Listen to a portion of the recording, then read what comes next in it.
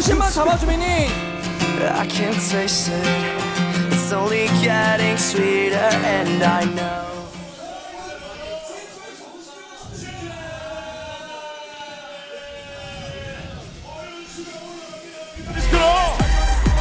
그래도 최상위 꽃테란 이거 괜히 혼자 하고 있는 거 아니거든요. 야, 그냥 싸워요. 그것도 위에는 이력은 많이 떠있거든요.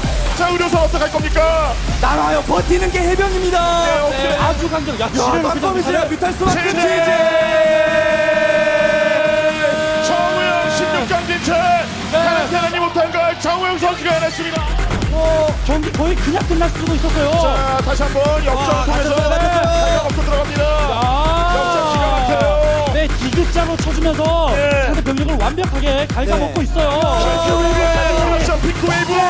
여기서 지금 들어갑니다. 뭔가요 이게? 일단 야, 그래도 바뀌러. 막아내도 조성우가 승리를 만들어.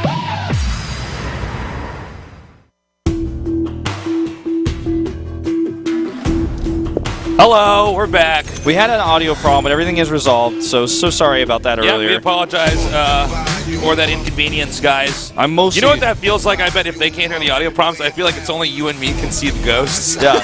That's what it feels like. It's like I see dead people, but nobody else does. Yeah. I'm like, no, I saw a unicorn You look at yesterday. us, you look like yeah, we're fine. right. I'm like, no, really, actually. It sounds like there's a drill going into my brain. All right, so we got that fixed. I don't think there's going to be any more hiccups. Yeah. So sorry Anyways, about that, guys. yeah, sorry about that, guys. Anyways, we're here today. We have our 4 players, Sue, Trap, Hero, and Byung. Solid players in this group today. Not as strong as the ones we saw yesterday, I would say, but really good players. Hero doing so well overseas at IEM. You know, Sue, a GSL finalist. Trap, just a good all-around player who moved to IEM. And Byung, one of 2 Terran players here in the round of 16, excuse me. Yep. One of 3 in the round of 32. So we're going to see if Byung can advance. If we can have 100% of Terrans in the round of 16. If he gets through, Move man, on. I think Terran might be overpowered. I he might think be that OP. people need to stop complaining about Protoss is what they need to do. When you have 100% of the Terrans 100% in the get round through. of, round of 16, moving on, come on. It's like only 67% I of got to get Protoss David got Kim through. on my speed dial right now. Yeah, too many Terrans getting through this round of 16, and too many Terrans in the round of 8. Although, to be honest, I don't know if Byung's going to get through him. I don't think he will, but he surprised me in his previous group. He was a bit cheesy. He had some nice timings. Well, I mean, here's a question, actually. Do we really consider the SCV pull, like, late game cheese? No, actually, I'd say it's more of a It's timing attack. like a timing all-in, I guess. Yeah. I mean, it's like the most all-in of timing. I mean, because in truth, a lot of times, some of these, the terminology that, especially with just casters in general in esports, occasionally we get, I think, some terminology overlapping a little bit. What is cheese versus, I mean, for instance, you can proxy somebody, it doesn't mean it's cheese. Right. Yesterday, when we saw Maro do the barracks with the Reaper into the middle of the map, it's not really cheese. He's not cheesing him out. He's just, building that in the middle of the map. It's just a proxy. Thoughts. No, I agree with you, actually. I wouldn't say that's a cheese, but it's definitely unorthodox in a lot of ways, and it's a strong timing. Yeah. It is risky. If you don't get there before the storm is done, then you're out of luck. I mean, you're not going to walk your SVs home and try to transition out of that one. It's just not going to happen. So for you personally, who do you think is going to move on? This is a really tough one to predict. I would say Sue, and I don't know, man. I think Sue is going to get out of here. The rest, I'm not so sure. Give me a little bit more time to think about it. That's fine. This is one of the ones that I actually did not do a prediction show on because of schedule change. So yeah, we had a different setup this week here. To help the players who are traveling overseas. Well, we want to accommodate the players as much as we can while still having the best tournament in esports here at the GSL. Here's our first player, Sue. Sue is solid. I hate casting Sue's games when SOS is playing against him. That breaks the format of my brain. No, Sue's a very, very solid Zerg. He's one of the newer Zergs out there. Yeah, that's true. But he's got a lot to offer here. I don't know how deep he's going to go. He's somebody I personally am not eyeballing to get deep into this GSL code as compared to some of our other players. You know who he reminds me of is like a new age Locira. Remember when Locira was doing so well and he got to the GSL finals once, he lost to his teammate, but he was still looking like he was really, really good at the time. Here's Trap, of course, his opponent. Trap's got a pretty wonky play style. He's hard to prepare for. Yeah, he certainly is. I feel like one of the strengths of Trap, too, is in the mid-game he just does not make mistakes. He's very solid to the mid-game. Even if he's behind, he's going to find a way to try to claw his way back in. He's never going to be the guy who like blinks his stalkers weird and some of them get caught on a weird path thing, loses 3. He just like does not make mistakes like He's that. He's pretty generally. tight with his control. Yeah. He's definitely, I think his play style fits his ID. Yeah. I mean, no pun intended there. He really is a sneaky player. He does do a lot of good setups. Yeah, if you let him have a solid mid-game, you might be in trouble, and he's a little bit unpredictable in some ways. You know, he reminds me a lot of when I was playing Brood War back in the day. Trap does a lot of setups to cripple his opponent so that into the mid-game, into the late game, Trap just has an inherent advantage. There's going to be some trick set up in there to get his opponent, you know, on the ground, get him floored. And from there, I mean, he just macros is pretty standard and he gets ahead. What's interesting is they start on Daedalus Point, so it means that Trap knows he's doing this map no matter what. It's not just going to be he beats Sue and then Sue just picks it. It also means he had a lot of time to prepare on this map. Exactly. This is a map Zergs generally like. So I feel like because Daedalus Point is the map, he's going to have something really specific planned here, and I'm really excited to find out what it is, because very rarely Zergs don't pick it, but if you know you're playing on it and you know how tough the map is, you have to have something special planned. And we are ready to get this game going. It's already loaded up. Sue against Trap. Here for our first best of 3 in the GSL Code S. 2014 Hot 6 GSL Season 1 Round 16 Sue versus Trap.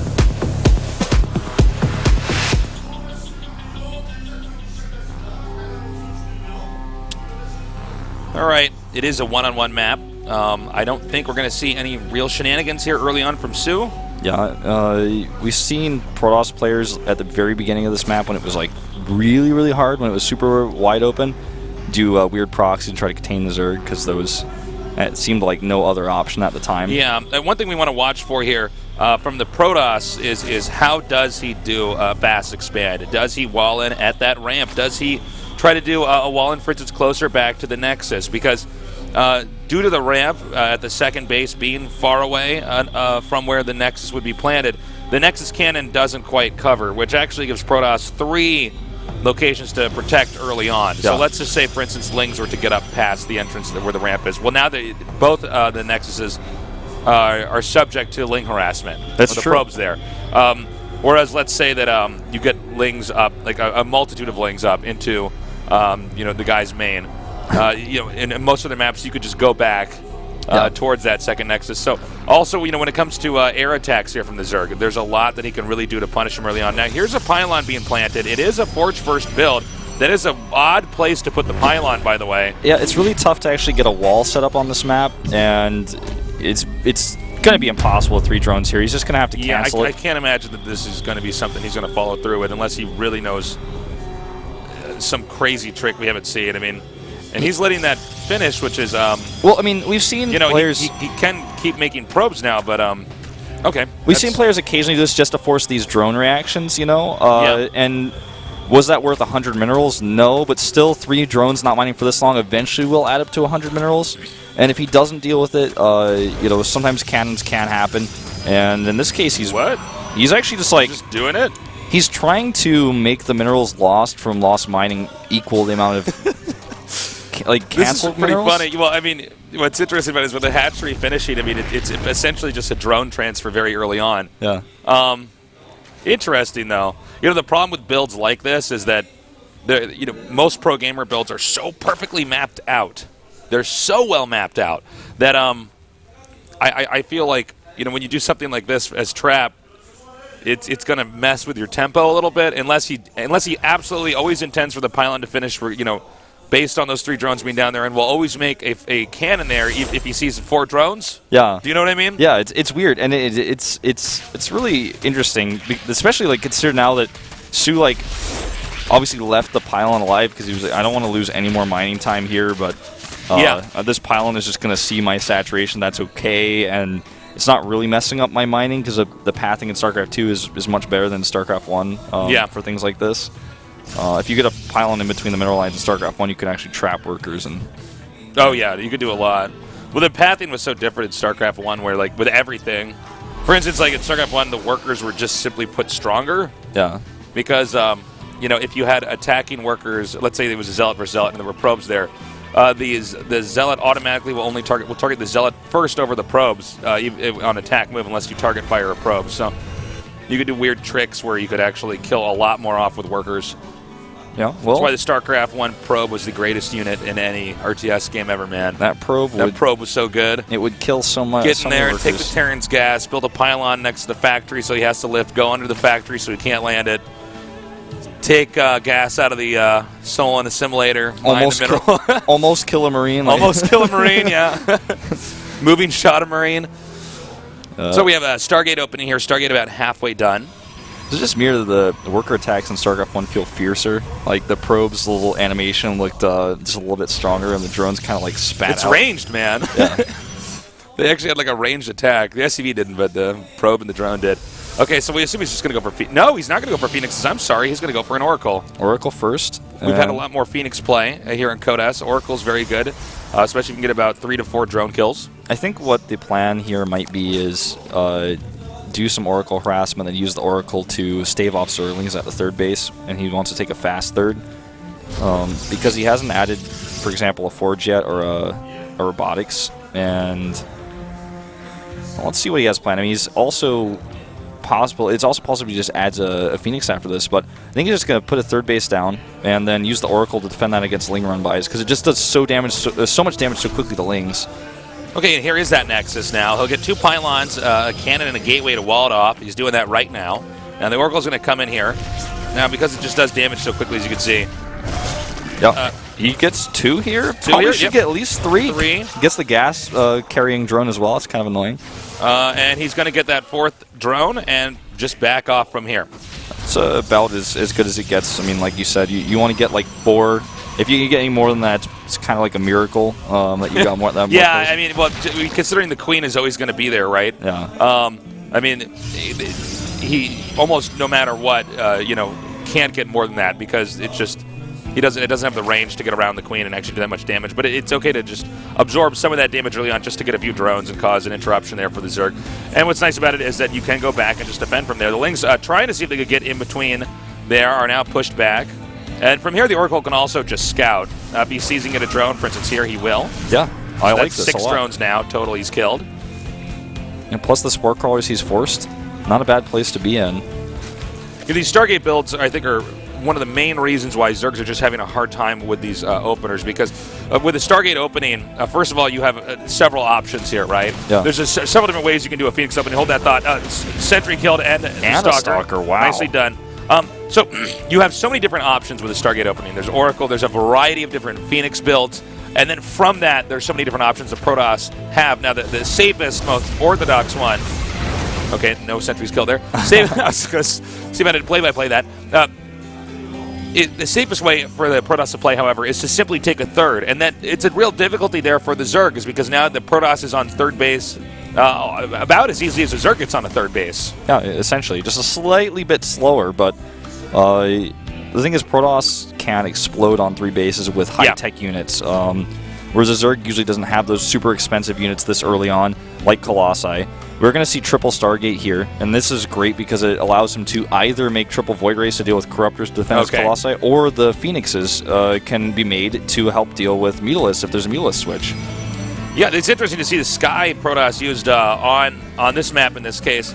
Now, 4th base can be acquirable with Sky Toss here. 5th gets very, very difficult. Yeah, 5th is doing a bit awkward, you know, like, you're going to have to take a base that's really far away. Yeah. So he's making, you did not see those 2 Stargates, by the way.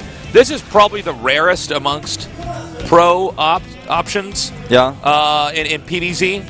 It's there, but not used as much. I'm interested in seeing how much Sue really has tons of experience against this. Another thing is that it's also quite... Oh, is he going to get this drone? He should, if he's paying attention. No! Too late, I think. Yeah, for sure. It's too late. Wow, like a second too late there. Yeah. So... I don't like Sue's position because he's got almost pure Hydras. He's starting to add some Roaches in, but there's a lot of Colossi, and as we've seen in the past, if the Hydras want to start fighting those Void Rays, the Void Rays just kind of kite back underneath the Colossi, and the Hydras just cannot really deal with those. So he's already built a healthy Colossus count with 2 out now, and I think range is almost done yet. You know, when I look at this map, one thing I think is that I suppose one reason why he might want to go for this is simply just with a few Colossi, you can cover the third and still back up into the main.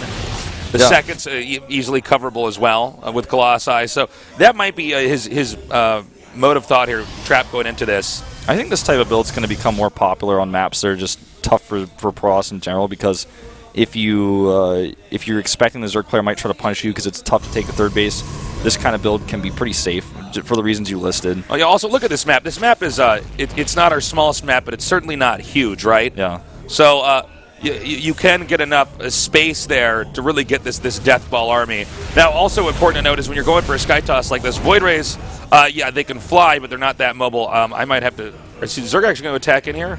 Okay, he actually is. All right, so we'll talk about that later. Moving in here now. There's a lot of cannons here. Yeah, he's prepared for this completely. But absolutely beautiful spread here by the Zerg. Now he's going to run these Colossi back up into the main. The Void Ray is actually doing a very good job there, positioned away from the Hydras. Yeah, this is looking great here for Trap. He's kept his Colossi alive, which is really important. Yeah, nice position here with the force fields. By the way, that hatchery will go down here. The force field's well set up.